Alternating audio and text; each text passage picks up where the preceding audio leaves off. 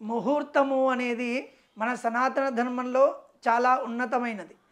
ఏ పని చేసినా దానికి ఒక మంచి సమయం కావాలి అంటాం.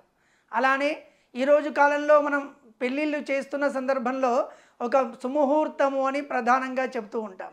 ఒక సమయాన్ని నిర్ధారించి ఆ సమయంలో వివాహం జరిగితే భార్యాభర్తలు అన్యోన్యమైన దాంపత్యంతో పుత్ర పౌత్రాదులతో అభివృద్ధి చెందుతారు అనే సదుద్దేశంతో ఒక ముహూర్తాన్ని పండితుల వారు నిశ్చయిస్తారు.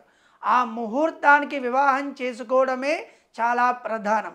ముహూర్తాన్ని కొంచెం నెగ్లెక్ట్ చేస్తే మన జీవితంలో కొన్ని కష్టాలు అనుభవించే సందర్భం వస్తుంది.